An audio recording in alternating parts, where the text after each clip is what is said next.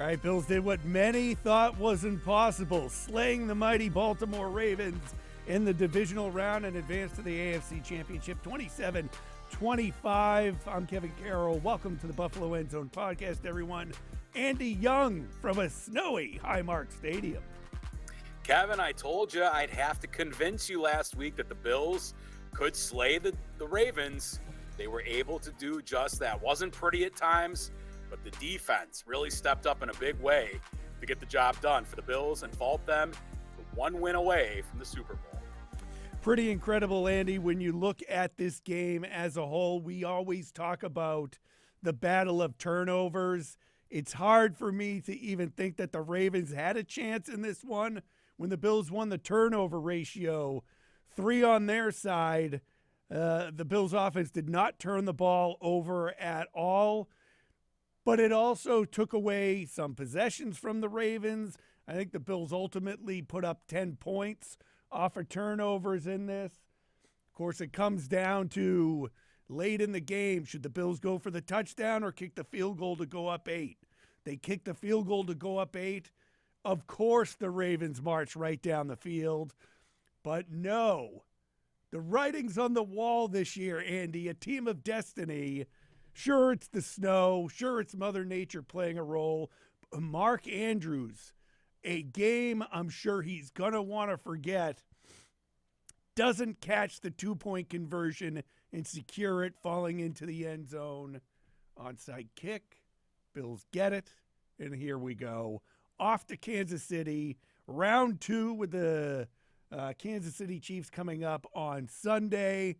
And a trip to New Orleans on the line, Andy, and it felt to me this was the big game in the postseason. And maybe, just maybe, this Bills team can go out to Kansas City this time and take care of business in the playoffs. Yeah, this game against the Ravens boiled down to mistakes, and it was Lamar Jackson making mistakes. It was Mark Andrews making mistakes, 3 turnovers, the drop 2-point conversion. That was the key difference in this game. The Bills, while it wasn't pretty on offense, played basically mistake-free football on that side of the ball. Yeah, there were some plays they'd like to have back, and no, was it completely efficient? It was not. But they didn't make the big mistakes. The Ravens did, and that's the key difference in this ball game. We can get into the run defense, we can get into decision making, but at the end of the day, the Bills did what they had to do. They built a lead. They were up, they put 21 up by halftime, right? They're up by 11. Things are looking pretty good. They have a couple of drives that stall out to start the second half. That didn't exactly light the world on fire, and that let the Ravens get back into this game. But at the end of the day, they made enough plays, and they made it happen. Some luck on their side, perhaps. Sometimes you need that. But to me, the fact that they did not put the ball on the ground or turn it over at all was the huge difference in this game, obviously, and that's what it takes this time of year. Yeah, Derrick Henry. Stopping Derrick Henry and Lamar Jackson on the ground was the big talking point going into this. How are the Bills going to be able to do it? Derrick Henry rushed for almost 200 yards against the Bills back in week 4 in that tough loss on the road down in Baltimore. Henry, 16 carries, 84 yards. Lamar Jackson, 39 yards on the ground. Justice Hill, he had a role in this one, 50 yards on the ground.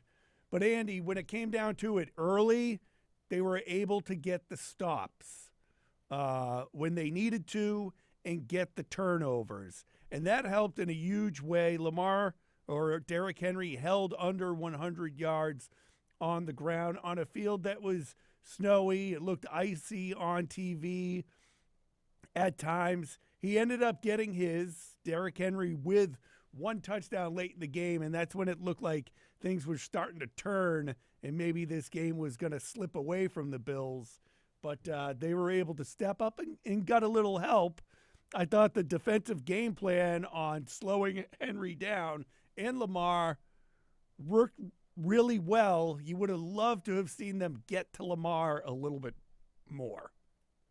Yeah, I mean, in the first half, they really shut down Derrick Henry, and clearly they sold out for that, both in terms of game plan, in terms of mentality, physicality. The Bills players said they heard it all week long. Sean McDermott must have played a video for them of national media or different media. Who knows? Could have been local media too, saying they didn't have enough size or physicality. They weren't going to be able to stop Derrick Henry and Lamar Jackson, especially after what happened back in week 4 when the Ravens ran all over the Bills. In the first half, the Bills held Derrick Henry to 21 yards on 8 carries. Yeah, the Ravens did get a couple of plays downfield, including that Rashad Bateman TD. But to be able to sell out, to limit Derrick Henry, it all starts there. I mean, they bring in Damar Hamlin. He's playing up in the box. They kind of broke away from tendencies. They mixed in Dorian Williams as a third linebacker as opposed to playing nickel defense with Taron Johnson on the field all the time. And I said that during the week, that I thought they'd be more willing to mix things up, to play some single high safety looks, to move guys into the box, to load up, to stack up against Derrick Henry. Because if you let Derrick Henry just pound you and pound you and pound you all day long, we saw what the result of that is back in week 4.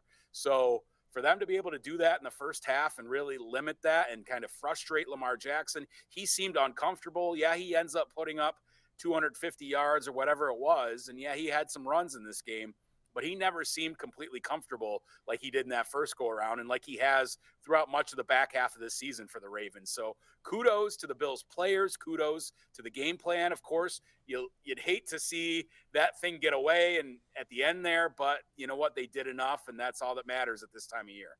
Absolutely. Do you think now Lamar is going to get more heat for another failure in the postseason rather than the Bills put together a good game plan and stop them and force the 3 turnovers?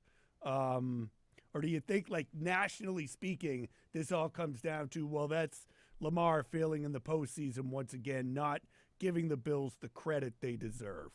Yeah, I think people are going to look at the box score and see that Josh Allen only threw for 127 yards and think, man, if Lamar Jackson doesn't turn the ball over twice, if Mark Andrews doesn't turn the ball over, that this is a different kind of game. And a lot of the blame is going to go on Lamar Jackson for this thing.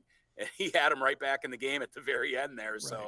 could have been a completely different story. But yeah, you're going to hear that the Ravens lost this game. Maybe not that the Bills won this game. And that's unfortunate because the Bills did a nice job of changing the narrative in this game and doing things a little differently in this game than they did the first go around. They didn't light it up offensively. Obviously, the game plan was to run the football and control it. Didn't really push the ball to the wide receivers all that much. And where's Amari Cooper? Where's Keon Coleman? Some of these guys. But defensively, yeah, I mean, they did a really nice job. But it's a case of Lamar Jackson blinking in this game and having some tough plays where maybe some of those weren't his fault. But in the end, that's going to be the narrative, right? It was going to be which quarterback is going to make the mistakes and which quarterback's going to lead their team to victory. Allen didn't have a great day through the air, but did enough mistake-free football. And Lamar Jackson's mistakes, whether they were completely on him or not, cost his team dearly. Matt Milano, Andy, again, another game where he's having an impact after all that time missed due to injury. You know, we saw him look really good against the Denver Broncos, and I think he looked really good in this one. And I mean, how big is Matt Milano batting down that 2-point conversion earlier in the game? Yeah, I mean, that was a huge part of the game. I saw at one point Matt Milano make a tackle, and I said on X that he was like a heat-seeking missile. It was really, really impressive the way he played with speed. The lights are going off here in this suite that I'm in, but I've got the backup lights, so we're going to be okay. I mean, Milano was really good in this game. I thought Bernard was good in this game. You know, the play that Bernard made on Mark Andrews to force the fumble and strip the ball and recover it after that long completion, that was absolutely huge. So to have those two guys, which, oh, by the by, were not in the divisional round game when they lost to the Chiefs last year because of injury, is absolutely huge. I thought Milano looked as good as he has since he's come back from his injury. And I thought Terrell Bernard was very good in this game in the linebacker core. And then up front, Ed Oliver had a nice game. I thought Greg Rousseau was good. So, AJ Epinesa had a nice play. So those guys did what they had to do. Von Miller, right, scoops up the ball after that one play and takes it back, right? So they got contributions from guys we've been calling for them to have contributions from to win this game, and that was huge. I had Von Miller getting a strip sack, as you might recall. I know DeMar Hamlin was the one who hit Lamar. Right. But you see Von Miller scoop up that ball and start chugging towards the end zone, Andy. And I'm sitting there screaming, hold on to the football, Vaughn. It was a little loose in his hand, but he's a strong dude, Andy. Kept his grip on it with the one hand and then covered it up and went to the ground. And then, like you mentioned, Terrell Bernard. I mean, we even look at that play, and I'm sitting here in the newsroom with our buddy Jordan, and that pass goes through the air, and I'm cursing, like, come on. You can't let that. Oh, here we go. Ball's out. Bernard on the ball. Right. It's like sometimes it's better to be lucky than good. Now, those are skill plays, no doubt about it. Right. The Bills had some things bounce their way in this game, and those guys made big plays when they presented themselves, and that's what you have to do. Watch a Chiefs game, right? They just take advantage of the opportunities of other teams and that are presented to them, mistakes and things like that. They don't make the big mistakes, and they take advantage of the ones that are there, and that's what the Bills did to set up what is going to be that clash. Can the Bills finally get over the hump? I think the Bills defensively are in a better spot than they've been all season, right? Because of the health. We'll see what happens with Taylor Rapp. That didn't look good, a hip injury for him. Right. But overall, I think the defense had a nice plan. Obviously, it's a whole different game plan and different team and what the Chiefs present. But, I mean, kudos to Babich, kudos to the position coaches, McDermott, and all the players for really putting it together. Yeah, they needed to come through, and they did with the turnovers in this one. You mentioned earlier about them sticking with the ground game. Frustrating at times, I'm sure, as a Bills fan, especially the start of that second half. They get the touchdown at the end of the first half. You want to double dip there. They get the ball to start the second, and the sequence of plays to start the third quarter just drove me nuts. There was a 3rd and 5. And it was the screen to Knox, yeah. I just, it's one of those times you're like, what are we doing here? Why are they were doing that quick hitters to the wide receivers, and in that case, Dawson Knox. I just thought a little too much in this one at times. Yeah, it didn't appear that maybe some of the downfield game was open to them, especially to the receivers. I mean, only a couple of targets for Cooper, for Coleman, as I mentioned earlier. That stuff just wasn't there for whatever reason, whether that was the coverage, whether it was guys not getting open, whether that was game plan specific. It seemed like the Bills wanted to limit those types of plays, or they weren't available to them. And then they're going for a lot of short stuff, a lot of screens, a lot of over the middle kind of stuff, short stuff to Shakir. Didn't love that sequence, the first 2 series of the third quarter, because like you said, that's a classic Bills double dip scenario where you want to be aggressive and push the ball downfield, and maybe you go down and score a touchdown, you get it to 28-10, and like this is a different ball game, right? Mm-hmm. You're not letting the Ravens creep back into it there. Then you can really pound the run game. So I didn't love that. I didn't love that call to Dawson Knox in that situation. But hopefully Joe Brady does a little bit better job in that regard next week. But the ground control was big, obviously, in this game. They wanted to kind of impose their will that way because they weren't able to the first go around against the Ravens. And I think that's part of the reason the game got away from them. So, they did what they needed to do. Do you like that they stubbornly stuck with the run game throughout this? As frustrating as it was at times, ultimately it ended up working out. Yeah, I don't mind so much sticking with the run game. It's just, how are you then able to capitalize on that through play action, through getting some guys open in more explosive situations down the field? And that's where they were kind of lacking in this game. Obviously, you had the big 34-yard pass on that first Bills drive down to Shakir, and they were able to convert after that. But you'd like to see them be able to work the wide receiver position a little more. And that's been a concern, right? Like the outside guys, for whatever reason, whether that's Coleman, Cooper, Hollins had a nice day, had an okay day. Shakir had his usual day, but you need more out of those guys potentially going into a Chiefs matchup with a very, very good defense that loves to blitz. Maybe there isn't the opportunity to hit those downfield passes because of that, and it's going to be more of the same quick game just because Allen needs to get the ball out of his hands. But that's another rugged defense they're going to face next week, so you'd like to see more in the explosive play range. Yeah, this came up. You could hear Tony Romo talking about it during the game, and I think everyone noticed it. We often talk about Josh Allen's the best player out on the field. Get the ball in his hands. And it seems like the Bills at times kind of went away from it for one reason or another, and there were the handoffs, and it wasn't,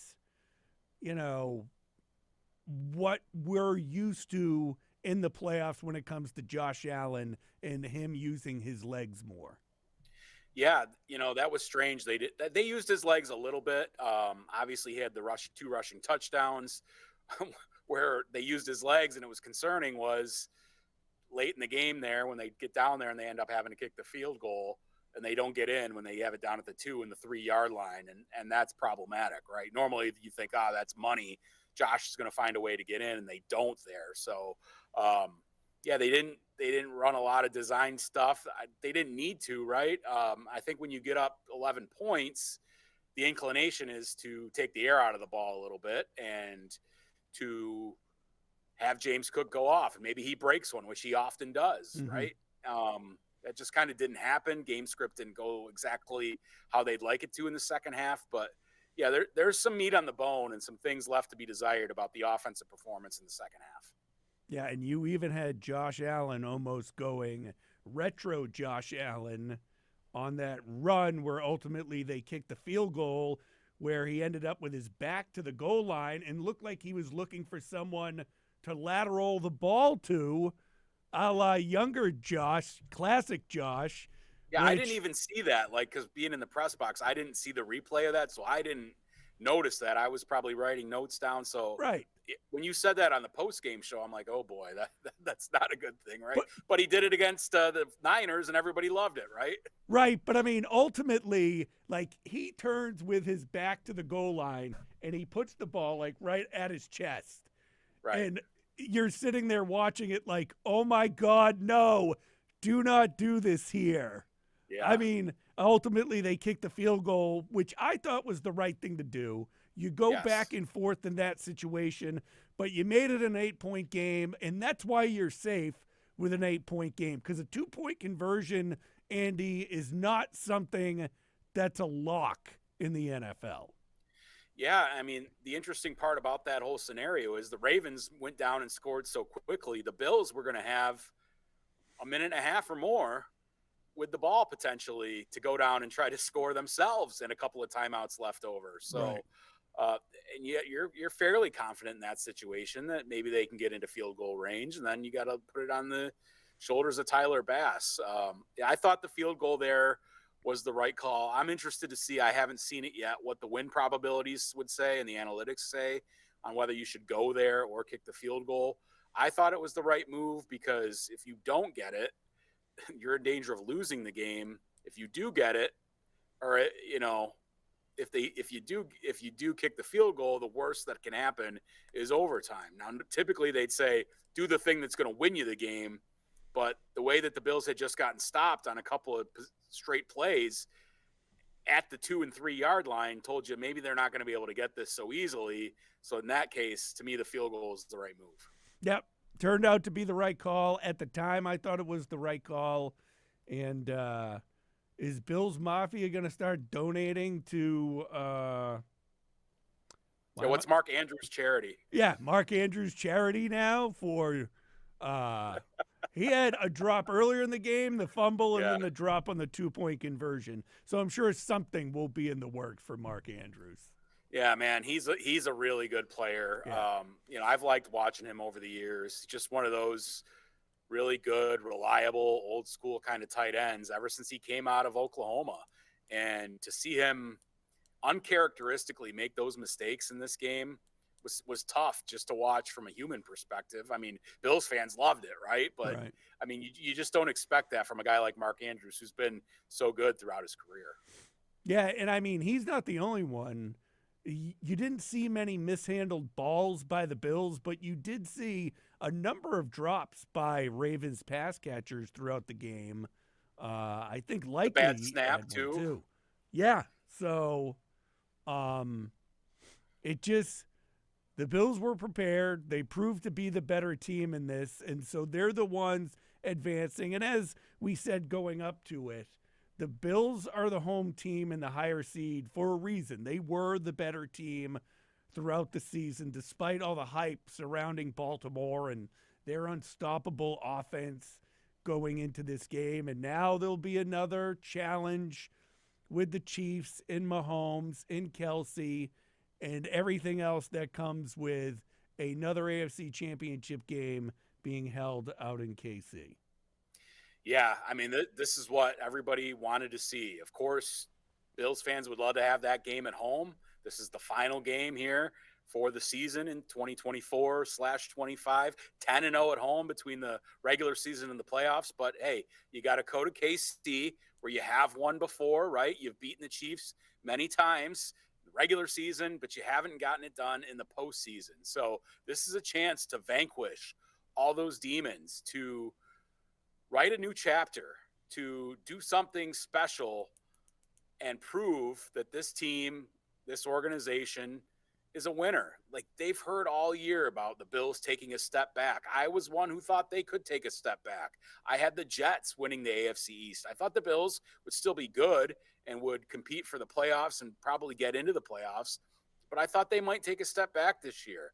And the fact that the things have worked out the way they have, they've gotten all the turnovers, that is huge. And is that something that might regress at some point? It could, but that's how this team has been this season. Defensively, they've lived on that. Offensively, they've been efficient. They don't make a ton of mistakes. They don't turn the ball over, and that's key. So, and if you've got Allen and you need him to put on the cape, you can do that. And now that we're going to the AFC Championship, winner goes to the Super Bowl, Andy. Chiefs Yeah. have been there, done that. Right. Bills have not been there, done that since the 90s, Andy. You and I were still really young in the 90s. It's been a long time since they were able to do that. You got to get past the Chiefs, though, at their home field. And then on the NFC side, Andy, you have the Eagles and the Washington Commanders, which pulled off a huge upset over the weekend. You can't help but think you don't want to get ahead of the game with the Chiefs coming up, but going up against Nick Sirianni in the East, so many storylines from New Orleans are possible. Yeah, Nick Sirianni, who grew up in the Jamestown area, went to Southwestern High School down in Chautauqua County. Didn't exactly grow up a Bills fan, though, if you remember. Right. I think he was actually a Steelers fan because his family was originally from Western Pennsylvania, but that would be cool. I was 7 years old when the Bills made the Super Bowl following the 1990 season, and we had wide right. So that made you what? 17, Kevin? Because I think we're what, 10 years apart? That was my senior year in high school. Yeah, so I mean, we were both kids at the time. Yeah. I'm a little younger, but we're both still kids at the time. And this is a chance for the Bills to get back there for the first time since that 93 season, right? And to see what this city is going to be like. You don't want to get past the Chiefs in terms of thinking about the game, but you can't help but wonder from your own perspective what it would be like to spend the week getting ready for the Super Bowl and people going to New Orleans and all that fun stuff. But we're going to have a whole lot of fun this coming week just talking about this Chiefs matchup. I mean, it's awesome. Like, it's Mahomes and Allen.